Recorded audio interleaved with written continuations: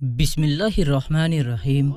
अस्सलाम वालेकुम। दोस्तों, अगर नमाज के दौरान हवा खारिज हो जाए, हवा निकल जाए, तो क्या करना चाहिए? नमाज को फौरी तौर पर तोड़कर नमाज पढ़ने वाला जमात से अलग हो जाए या फिर नमाज को जारी रखा जाए? नमाज के दौरान हवा निकलने से आपको क्या मिलता है और आपके लिए इसके बदले में क्या है? आज की वीडियो में आपको इन हैरान कर देने वाले हकाईक के बारे में बताया जाएगा और कुछ ऐसी चीज़ें भी बताई जाएगी कि जिनके बारे में इल्म वाले लोग या आपके जानने वाले लोग आपको आगाह नहीं करते हैं। आज की ये वीडियो आपके लिए बहुत ही ज़्यादा ख़ास है और ज़रूरी है, इसलिए इस वीडियो को आखिर तक ज़रूर देखिएगा। और अगर आपने अभी तक हमारे चैनल को सब्सक्राइब नहीं किया है तो अभी सब्सक्राइब कर लें और साथ में लगे बेल आइकन को ज़रूर दबा दें ताकि हमारी हर अपलोड होने वाली वीडियोज़ की नोटिफिकेशन आपको वक्त पर मिलता रहे। तो चलिए दोस्तों, अपने आज की वीडियो शुरू करते हैं। दोस्तों, नमाज दरअसल इंसान की अल्लाह ताला से मुलाकात का जरिया है, उस रब से जो इंसान को पैदा करने वाला है, उसको पालने वाला है और रिज्क देने वाला है। नमाज का हुक्म अल्लाह ताला ने कुरान पाक में दिया और कहा कि नमाज को कायम करो, यानी नमाज कायम करना इस तरह लिया जाता है कि कायम की हुई चीज़ कभी ख़त्म नहीं होगी। यानी जब रोज़ाना 5 मरतबा आपको मस्जिद की तरफ पुकारे तो अल्लाह की बारगाह में जाकर पेश हो जाएं और इस बात को अपने जहन में रखा जाए कि दरअसल आप अल्लाह के घर जा रहे हैं। अल्लाह को आपके क़याम, रुकू और सुजूद की ज़रूरत नहीं, बल्कि आपके दिल के अंदर जो तकवा मौजूद है कि आप इस दो जहां के रब के सामने पेश हो रहे हैं। अल्लाह ताला इंसान की वो नियत और तकवे को देखता है। दोस्तों, जब किसी इंसान के दिल के अंदर ये ख्याल बैठ गया और ईमान की हद तक बैठ गया कि वो अल्लाह की बारगाह में पेश हो रहा है, तो अल्लाह की बारगाह में पेश होने के कुछ आदाब हैं, उन्हें जान लेना बहुत ज़रूरी है, वरना ये ही इबादत आपके लिए पकड़ का कारण बन सकता है। अगर इन आदाब में कोताही की जाए तो ये मामला बख्शिश की बजाय आपके लिए गुनाह का कारण बन सकता है। इसलिए इन तमाम आदाब को जान लेना बहुत ही ज़रूरी है। दोस्तों, नमाज के लिए जिस जगह को चुना जाए वो पाक और साफ़ होनी चाहिए। आप जहां खड़े होकर नमाज अदा करें वहां रोशनी हो और आपका रुख यानी मुंह किबला शरीफ यानी काबा की तरफ हो। इंसान के जिस्म पर किसी किस्म की कोई नापाकी, कूड़ा या गंदगी ना हो, कपड़े पाक साफ हो, जिस्म पाक हो और हर नमाज से पहले वजू कर लेना ज़रूरी है। वजू के कुछ फ़राइज़ हैं जिनको पूरा करना ज़रूरी है, वरना इनके बगैर वजू नहीं होगा। और अगर किसी शख्स का वजू ना हो और वो नमाज पढ़ने के लिए मुसल्ले पर खड़ा हो जाए तो इसके नतीजे में होगा ये नमाज नहीं होगी। दोस्तों, जब वजू कर लिया जाए और कोई शख्स नमाज अदा करने के लिए मुसल्ले पर खड़ा हो और नमाज अदा कर रहा हो तो अपने इस वजू का ख्याल रखे, क्योंकि अगर वजू टूट गया तो इसके नतीजे में भी नमाज टूट जाएगी।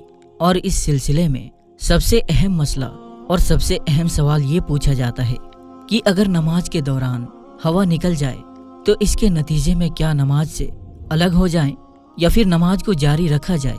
दोस्तों, यहाँ पर आपके लिए एक बहुत ही अहम वाक़या बताते हैं जिससे इस अमर की अहमियत का आपको बखूबी अंदाजा हो जाएगा। बताया जाता है कि इस रमजान 3 लोग नमाज तरावी अदा कर रहे थे। इनमें एक शख्स इमामत करवाने वाला और 2 मुत्तकी थे। एक छोटे से कमरे के अंदर ये नमाज तरावी अदा कर रहे थे और वहाँ जब एक शख्स की हवा निकल गई तो उसकी बदबू पूरे कमरे में फैल गई। यानी तीनों को ये अंदाजा हो चुका कि किसी एक शख्स का वजू टूट गया है, लेकिन शर्मिंदगी की वजह से कोई एक शख्स भी नमाज से अलग ना हुआ और यूं ही मुकम्मल नमाज अदा कर ली ताकि उसे शर्मिंदा ना होना पड़े और किसी को अंदाजा ना हो कि उसका वजू टूट चुका है। लिहाजा ये एक बहुत ही शर्मनाक काम था। होना ये चाहिए था कि तुरंत इमाम की तरफ से ये राय दी जाती कि तीनों लोग दोबारा वजू करते हैं ताकि पर्दा भी रह जाता, जो कि दीन का हुक्म है कि पर्दा डाला जाए, और यूं नमाज भी दोबारा पढ़ी जाती। लेकिन दोस्तों, ऐसा नहीं हुआ। लिहाजा अब ये जान लेना ज़रूरी है कि अगर ऐसी सूरत आपके साथ पेश आ जाए कि हवा खारिज होने से آپ کا وضو ٹوٹ جائے اور آپ جماعت کی حالت میں ہو، اور اگر آپ کسی صف کے بیچ میں ہیں اور صف بھی پہلی ہو، تو آپ اس صف کو چھوڑ کر پیچھے ہٹ جائیں، نماز مکمل کریں یا دوبارہ وضو کر کے آئیں۔ دوستو، اس بارے میں علماء بتاتے ہیں کہ دین اسلام کی تعلیمات یہ ہے کہ اگر وضو ٹوٹ جائے تو ترنت نماز سے الگ ہو جائیں، دوبارہ وضو کریں اور نماز میں شامل ہو جائیں۔ دوستو، حضرت اماں عائشہ رضی اللہ تعالی عنہا سے روایت ہے کہ حضور نبی کریم صلی اللہ تعالی علیہ وسلم نے فرمایا کہ مجی یا ہوا خارج ہونے کے نتیجے میں جو بھی شخص نماز ادا کر رہا ہو تو اسے چاہیے کہ وہ فوراً نماز سے الگ ہو جائے، دوبارہ وضو کرے اور اس دوران کسی سے بات نہ کرے اور پھر نماز میں شامل ہو جائے۔ جو رکعت رہ جائے اس کو بعد میں ادا کر لیں اور اپنی نماز کو مکمل کر لیں۔ یعنی دین اسلام میں اس کی کوئی گنجائش موجود نہیں ہے کہ اگر کوئی شخص نماز کے دوران ہوا کا نکلنا محسوس کر لے تو نماز کو جاری رکھے، بلکہ نماز سے الگ ہونے اور دوبارہ وضو کر کے نماز کو مکمل کرنے کا حکم ہے۔ اس حوالے سے علماء یہ کہتے ہیں کہ چونکہ اس پر کچھ لوگ شرمندگی محسوس کرتے ہیں، ان کے لیے نماز سے الگ ہونا مشکل ہے، تو علماء یہ بتاتے ہیں کہ اگر کوئی شخص یہ محسوس کر لے کہ اس کی ہوا نکل گئی اور اس کا وضو ٹوٹ گیا ہے تو وہ اپنے ناک پر ہاتھ رکھتے ہوئے جماعت سے الگ ہو جائے۔ اس سے یہ پتہ چلے گا کہ اس شخص کی نکسیر پھوٹ گئی ہے۔ یاد رہے کہ نکسیر پھوٹنے یعنی خون بہنے کے نتیجے میں بھی وضو ٹوٹ جاتا ہے، پھر دوبارہ وضو کرنا پڑتا ہے۔ چنانچہ جب کوئی شخص اپنی ناک پر ہاتھ رکھ کے نماز سے الگ ہوگا تو دوسرے لوگ یہی سمجھیں گے کہ اس کی نکسیر پھوٹی، اس کے ناک سے خون نکل رہا ہے، جس کی وجہ سے یہ دوبارہ وضو کر کے نماز میں شامل ہوگا، اور اس طرح سے کسی بھی شخص کو شرمندگی سے بچایا جا سکتا ہے۔ اور دین اسلام میں جو حکم ہے کہ دوسروں کے عیب پر پردہ ڈالا جائے تو وہ بھی اس طرح پورا کیا جا سکتا ہے۔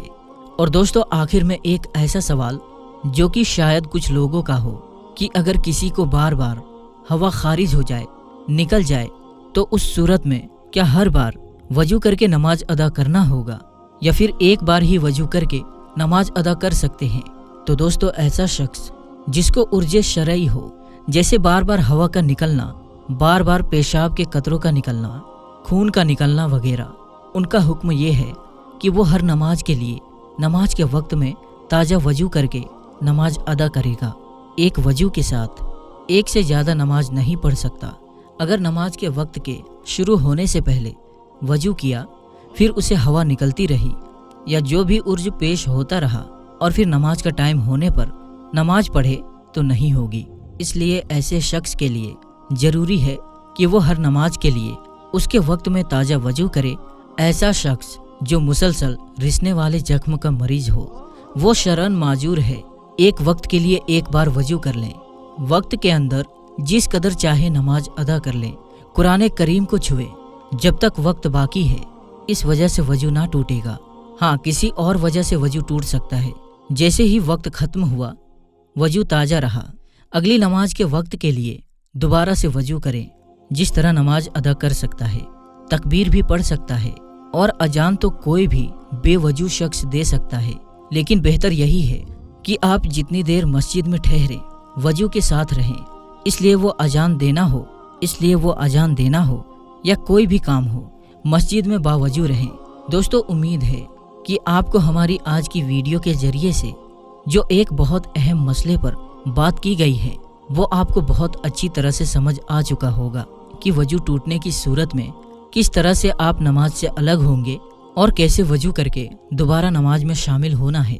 تو دوستو، ہماری آج کی ویڈیو کے حوالے سے اپنی رائے کا اظہار کمنٹ باکس میں ضرور کیجیے گا۔